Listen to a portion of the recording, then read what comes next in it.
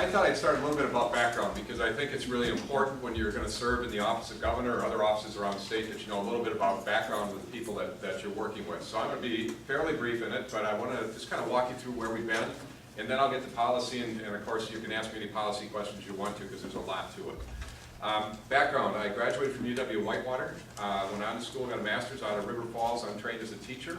My degrees would allow me to be a superintendent of schools in Wisconsin. After River Falls, back here at Madison for a few more postgraduate classes here in the UW campus. Started as a math teacher, taught 4 years in the public schools. At that point, we had 2 young children. First 2 years from River Falls and back down to Milton. When I got to that point in our lives, we were really struggling to pay our bills. The teacher's salary, some of you may be teachers in here, at that point was someplace between $8,500 and $10,000 a year. It was very difficult to pay our bills. So we did what a lot of Americans do. We took a chance on the American dream. We left teaching, and I started a business in the basement of our home. It was real estate. Eventually, we opened an office in Milton, Wisconsin. A few years later, we started building houses. When we were building the houses, the first year we built 9 homes. We lost $20,000, and we learned a very important lesson that I will carry with me into the governor's chair. It stuck with me all my life. The lesson is, you cannot stay in business if you're going to spend more money than you have.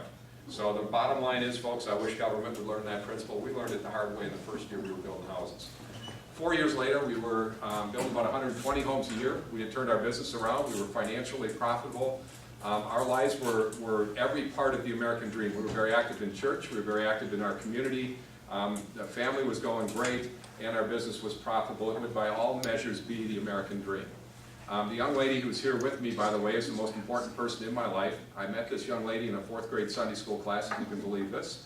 I can tell you what she wore at the confirmation when she sat next to me, and we dated all through high school. So we've spent our entire lives together, and I will tell you that when I think of the blessings we have in this world, she is number 1 on the list. She's been a tremendous wife, she's been a tremendous mother of our children, and we've seen now with our 3 beautiful grandchildren that she's also a tremendous grandmother. So I'll introduce my wife, Sue.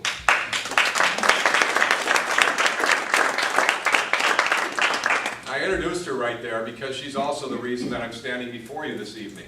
Everything was going great. We were living the American dream, folks. It was 1992 or 1993. It was the early 90s. Ross Perot was running ads across TV that was saying America was dead. Can you remember those Ross Perot ads? Eerie numbers coming across the screen. The older people are all nodding their head like me, and younger people don't know what I'm talking about. But folks, in that early 90s, America was in trouble. We had a growing deficit. We were $250 billion more being spent than what we were taking in. The debt was growing, leaving a disaster for our children, and jobs were leaving America in groves. At that point, it was Mexico was our biggest problem. Does any of that sound familiar to you? Folks, it's very similar to what we're facing today. That summer, I, like most people in Wisconsin, wanted to go up north fishing with my family for vacation, and Sue put her foot down and said, we're going to Washington, D.C. instead. We've never traveled outside the state of Wisconsin to speak of, and our kids have a right to see our nation's capital, and we ought to see it too. Everything changed in our lives, folks. We went out there to stay for 2 nights. We wound up staying for 6 nights. We started touring those monuments. Has everybody been there? Everybody been to D.C.? You remember the Washington, and then you go to the Lincoln. I think that's where our lives really started changing. You walk up the stairs to the Lincoln Memorial. Can you remember this? It's almost like Abe Lincoln's looking down on you. And you look to your right. It's his 2nd inaugural address. It's only 5 paragraphs long, but what a meaningful address to the people. And then you look to the left, and the people in this group would probably appreciate this. You know what's on the left when you're standing there? Gettysburg Address. 407 years ago, our fathers brought forth on this continent a new nation, conceived in liberty and dedicated to the proposition that all people are created equal. And later it says that this nation, under God, shall have a new birth of freedom, and that government of the people, by the people, and for the people shall not perish from this earth. Folks, our lives was changing there. We didn't really realize it at that time. We went from there on out to Arlington National Cemetery. And when you're in Arlington and you're seeing those rows and rows of white headstones, it occurred to us as a family, and I think probably many people in this country experience the same thing. Folks, the American dream is not just about faith and family and community and success in business. The American dream is also about the United States of America and the great privilege it is to live here in this country, where you have the opportunity of being broke, so to speak, in the basement of your home trying to start a business, work your tail end off, and turn it into a successful business that employs many people. Folks, that's the American dream, but we have a great privilege living here in the United States of America to live that dream. I'd like to say we came home, I got involved in politics, went out to Washington, balanced budget, came home, but it didn't really work quite that way. So first we had to figure out what it meant to run for office. We ran twice and lost. First time it was against Les Aspin and then for an open seat. I can bore you with as many details as you want, but we were elected on the third try. We had the closest congressional race in the country. We took a 22-year Democrat seat, and I was running as a Republican because I am a fiscal conservative, I am conservative, and I felt that that party affiliation more closely aligned with my beliefs than did the other. Frankly, folks, I voted both Democrat and Republican. I looked at the person to make a decision on who to vote before that period of time. I went to Washington, and this is really important, folks, because this is what I'm doing back in this race as governor. When I saw those circumstances facing America, I felt it was my responsibility, and it's all of our responsibility, to get involved in turning this country around and taking it back. And folks, that's what you're doing here tonight. When we went out there, we had a fundamental theory, and this is really important because when you want policy for me as governor, the fundamental theory went like this.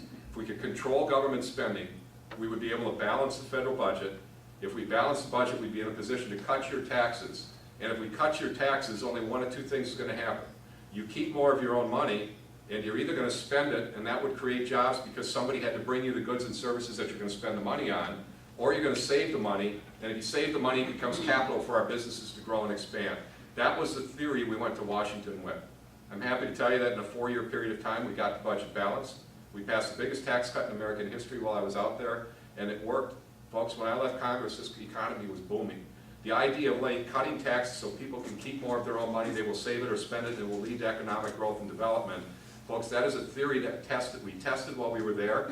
We implemented the theory. It was not easy. It was a knockdown, drag-out fight every day of the week.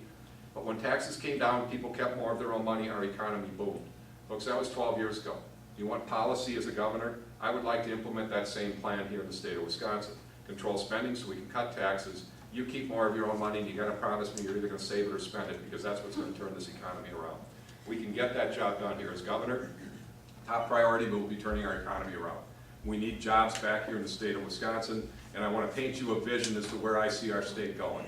I want to see Wisconsin become the best place in the world to do business, because that means Wisconsin jobs, and I want to see Wisconsin become the state that has the best educated kids, not only in America, but in the entire world.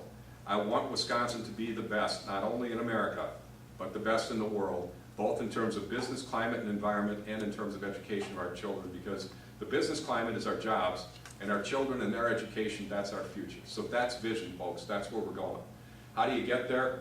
Got to control spending, and I don't know how long you want me to keep going. I have as much policy stuff as you want here, but I'd be happy to go to questions or a little policy. Why don't you take another couple minutes to do policy, but then we should probably move into questions. Yeah, and if I keep talking for the whole time, then I don't know. I don't want to do that, so I'm trying to leave that in your court.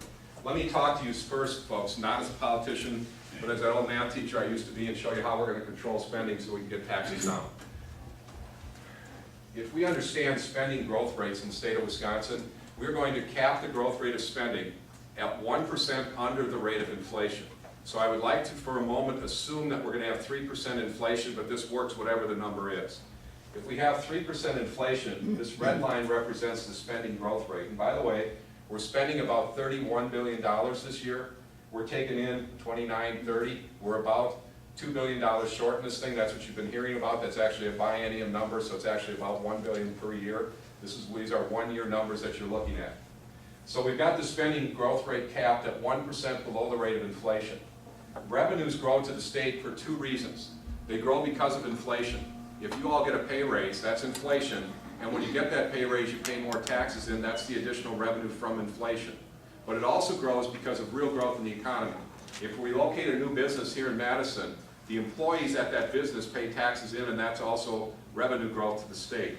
So if we project for a moment that we're going to have 2% real growth in the economy, very conservative, I might add, the last 2 quarters have been significantly higher than that, but conservatively 2% real growth in the economy and 3% inflation, what happens is the rise in the revenue line is going up at a 5% rate, while the spending line is held at a 2% rate.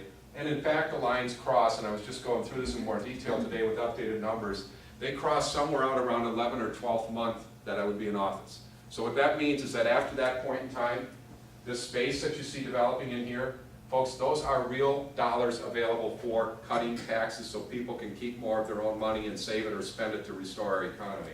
So this is the plan. Whenever I show this, folks have a tendency to say, well, that's a politician giving us some numbers. This is really a hokey old board that I pulled out of my library. When I was first running for Congress, I mentioned before I'd never been in politics in any way, shape, or form. And I started talking about these numbers much like I just did. And one of our employees said to me, Dave came out and he said, Mark, you really need a chart to show these folks what you're really talking about. So he made this chart. It was back in the early 90s. In the early 90s, the spending growth rate at the federal government level was 8%. That's this red line. The revenues were only going up by 6.6%. That's this green line. And since spending was going up faster than revenues, the deficit was getting worse and worse and worse, and our problem was mounting. That's the Ross Perot numbers that I was telling you about. We had the theory that if we could control the growth rate of spending, bring it down to 1% under the rate of inflation, or about 2%, that we would in fact balance the budget shortly. And this black area in here, that's what we wanted to use for tax cuts.